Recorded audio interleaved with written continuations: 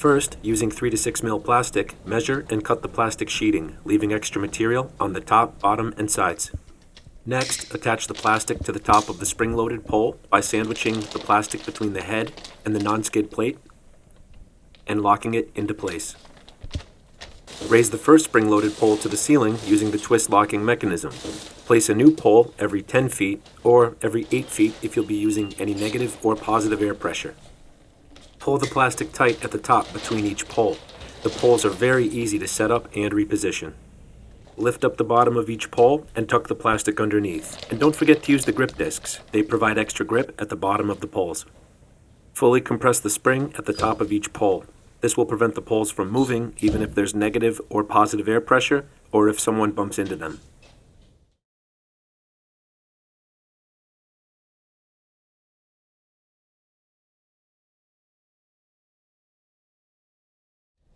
To create a heavy-duty zipper entry, unroll the first zipper flap, line up the bottom, peel away the paper backing, and press apply the zipper to the plastic sheeting, starting at the top and working your way down. Install the second zipper, roughly doorway width apart. Using our specially designed zipper knife, cut the plastic sheeting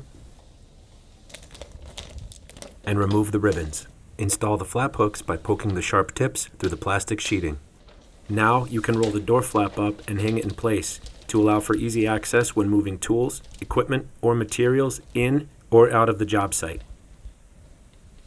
When you're ready to get back to work, simply drop the flap down and zip it closed.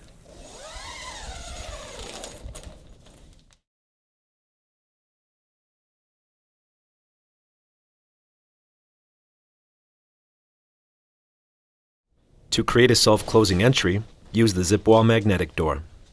Feed the header bar through the pocket at the top of the door panel. Snap the header bar into the poles. Tuck the bottom of the panel under both poles. Cut a slit in the plastic. Using the 6 magnetic strips, seal the door panel to the plastic sheeting. The 2 shorter segments are for the top, and the 4 longer segments are for the sides. Coming in from the back, cut the excess plastic away by tracing the magnetic strips with your knife.